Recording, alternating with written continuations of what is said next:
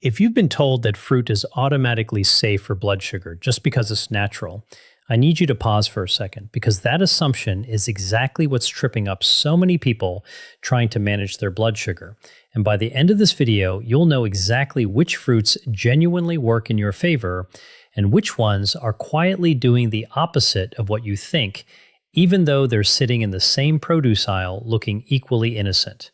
Stick with me, because the last few fruits on this list might really surprise you. Welcome back to Prime Health Insight, the channel where we break down real, practical health information in simple, everyday language, without the confusing medical jargon that leaves you more confused than when you started.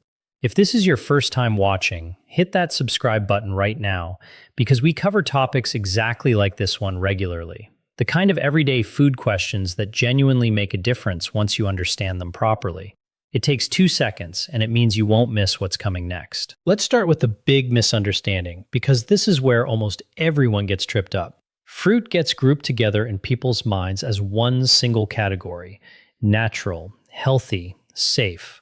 But fruits are wildly different from one another when it comes to how they affect blood sugar, and treating them all the same is exactly why some people feel confused about why their numbers go up after eating something they assumed was a smart choice. The truth is, some fruits genuinely have a gentle, favorable effect on blood sugar, while others, despite feeling just as natural and wholesome, behave much more like a dessert once they hit your bloodstream.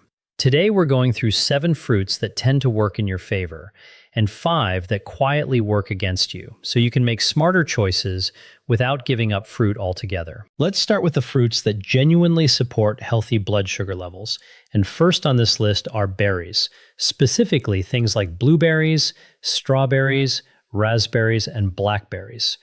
Berries are consistently highlighted by nutrition researchers because they're relatively low in overall sugar compared to their size, and they're packed with fiber, which slows down how quickly that natural sugar hits your bloodstream.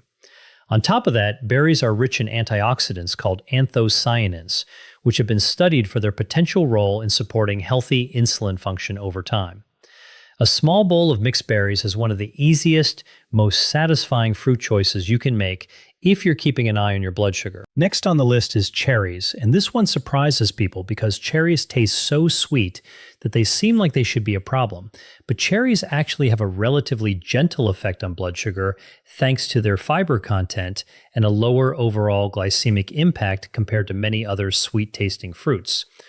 Tart cherries in particular have gotten attention in research circles for their antioxidant content, though it's worth remembering that fresh or frozen cherries are a very different experience compared to dried cherries or cherry juice, which concentrate the sugar significantly and lose much of that beneficial fiber in the process. Third on our list is grapefruit, and this is a fruit that's been talked about in diabetes nutrition circles for a long time.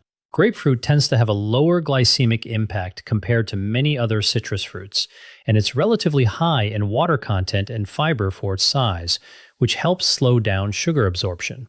One quick note that's worth mentioning here: grapefruit can interact with certain medications, so if you're on specific prescriptions, it's genuinely worth checking with your doctor or pharmacist before making it a regular habit, not because of blood sugar, but because of how it can affect how your body processes certain drugs. Fourth is apples, specifically eaten with the skin still on, because that's where a significant portion of the fiber lives. Apples contain natural sugar, but the fiber content, combined with a reasonable glycemic index, means that sugar tends to enter your bloodstream more gradually compared to many other fruit options. This is a great example of why whole fruit behaves so differently from processed versions of the same fruit, because apple juice strips away that fiber entirely and leaves behind mostly fast-digesting sugar, while a whole apple keeps that fiber working for you the entire time you're eating and digesting it. Fifth on the list is pears, which work very similarly to apples in this context. Pears are relatively high in fiber for a piece of fruit, and that fiber content helps moderate how quickly their natural sugar affects your blood sugar. Like apples, eating the skin on a pear rather than peeling it away keeps more of that beneficial fiber intact, giving you a more gradual, gentle release of sugar rather than a fast spike. Sixth is oranges, eaten whole rather than juiced, and this distinction really matters here, just like it did with apples. A whole orange contains fiber in its pulp and membranes that slows down sugar absorption significantly compared to a glass of orange juice, which removes that fiber and concentrates the natural sugar from multiple oranges into a single glass, often without you even realizing how much sugar you're actually consuming in liquid form. Eating an orange as a whole piece of fruit gives you a much gentler blood sugar experience compared to drinking the same fruit's sugar content in juice form. And seventh, rounding out our first list, is kiwi.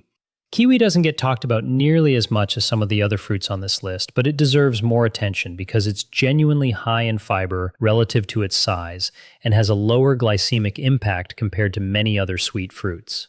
Kiwi also brings a substantial amount of vitamin C to the table, which is a nice added bonus alongside its gentler effect on blood sugar. Now, before we get into the second half of this list, the fruits that might surprise you in the other direction, do me a favor and drop a comment below telling me which of these 7 fruits you already eat regularly, because I want to know how many of you were already making smart choices without even realizing the reasoning behind it. I read every single comment, and it genuinely helps me know what to cover in future videos. Now let's get into the fruits that quietly work against you, even though they feel just as natural and wholesome as the ones we just covered. First on this list is watermelon, and this one catches people off guard constantly because watermelon feels so light and refreshing that it seems impossible for it to be a concern. But watermelon actually has a notably high glycemic index, meaning it raises blood sugar relatively quickly despite not tasting overly sweet compared to something like a mango or a ripe banana. The reason for this is that watermelon is mostly water, with a fairly concentrated dose of fast-digesting sugar and relatively little fiber to slow that process down. This doesn't mean you need to avoid watermelon completely, but it does mean portion size matters significantly here. A small slice behaves very differently than several large wedges eaten in one sitting. Second on this list is dried fruit in general. Things like raisins, dried cranberries, dried mango, and dried apricots. This is such an important one to understand because dried fruit feels like a healthy snack choice. It's marketed as natural. It's often sitting right next to trail mix and other health food products, but drying fruit concentrates its natural sugar content dramatically because you're removing all the water weight while the sugar stays behind. This means a small handful of raisins can contain a similar amount of sugar to a much larger portion of fresh grapes without giving you the same fiber and water content that helps moderate that sugar's effect on your bloodstream. If you enjoy dried fruit, portion control here is absolutely critical because it's incredibly easy to eat a large amount without realizing just how concentrated the sugar actually is. Third on this list is very ripe bananas, and we've actually covered this topic in more depth in a previous video, but it's worth mentioning again here because it fits perfectly into this conversation. As a banana ripens, its resistant starch gradually converts into simple sugars, meaning a fully ripe, heavily spotted banana has a noticeably different effect on blood sugar compared to a slightly green, less ripe banana. This is a great example of how the same fruit can shift categories depending on one simple factor, ripeness. So if bananas are part of your routine, choosing a less ripe one and pairing it with protein makes a meaningful difference. Fourth on this list is mango, and this one surprises a lot of people because mango feels tropical and healthy, and it does bring genuine nutritional benefits to the table, including vitamin C and fiber. But mango also has a notably higher sugar content compared to many other fruits, and a fairly high glycemic index, meaning it can raise blood sugar more quickly than fruits like berries or apples. This doesn't mean mango needs to disappear from your life completely. It just means treating it as an occasional treat with a smaller portion size makes more sense than treating it as an everyday unlimited snack. And fifth, rounding out this list, is pineapple. Pineapple has a reputation as a refreshing, tropical, healthy choice, and it does contain genuinely useful nutrients and enzymes that support digestion. But pineapple also has a relatively high glycemic index compared to many other fruits, meaning its natural sugar tends to hit your bloodstream a bit faster than fruits with more fiber and a gentler overall profile. Again, this doesn't mean pineapple is off limits, it simply means a smaller portion, ideally paired with something like plain yogurt or a source of protein, makes for a much more balanced way to enjoy it. Now here's something really important I want to make clear, because I don't want anyone watching this to walk away thinking they need to fear the 5 fruits we just talked about. Every single one of these fruits still brings genuine nutritional value to the table. Vitamins, minerals, fiber, and antioxidants that support your overall health in meaningful ways. The goal here isn't to create a list of forbidden foods. It's to help you understand portion size and pairing so you can enjoy these fruits without unintentionally spiking your blood sugar in ways you didn't expect. This actually brings up something worth talking about in more depth, which is pairing. Because this single strategy can genuinely change how any fruit on this list behaves in your body, including the ones in the second half. When you eat a higher sugar fruit like mango or pineapple alongside a source of protein or healthy fat, something like a small handful of nuts or a spoonful of plain Greek yogurt, that protein and fat slows down digestion and creates a much more gradual release of sugar into your bloodstream. This means you don't necessarily have to eliminate these fruits from your life entirely. You just have to be a little smarter about how and when you eat them. Timing also plays a meaningful role here, similar to what we've discussed in previous videos. Eating a higher sugar fruit on an empty stomach, especially first thing in the morning, tends to have a faster impact on blood sugar compared to eating that same fruit as part of a balanced meal that already contains protein and fiber from other foods. This is why a small amount of watermelon after a meal containing protein behaves very differently in your body compared to a large bowl of watermelon eaten on its own as a midday snack. Let's talk about something else that ties all of this together, because I think it's genuinely one of the most valuable lessons hiding inside this entire topic. So much of nutrition advice gets reduced to simple good food, bad food labels, when the reality is almost always more nuanced than that. Fruit isn't inherently good or bad. Its effect on your body depends on a combination of factors: fiber content, portion size, ripeness, pairing, and timing. Once you understand these underlying factors, you stop needing a rigid list to memorize, and you start developing an intuitive sense for how different foods actually behave in your body. If you're finding this information useful, this is a great moment to hit that share button and send this video to someone in your life who's been avoiding fruit entirely out of fear. Or on the flip side, someone who's been eating large amounts of the wrong fruits, assuming they're automatically safe. You'd be surprised how much clarity this kind of information brings to people who've been operating on oversimplified rules for years without ever understanding the reasoning behind them. Let's talk a little more about how you can apply this practically the next time you're at the grocery store, because I think actionable advice is always more valuable than general concepts alone. When you're shopping for fruit, think about building a rotation that leans more heavily on the first list: berries, cherries, grapefruit, apples, pears, oranges, and kiwi, while treating the fruits from the second list, watermelon, dried fruit, very ripe bananas, mango, and pineapple, as occasional additions eaten in smaller portions, ideally paired with a source of protein.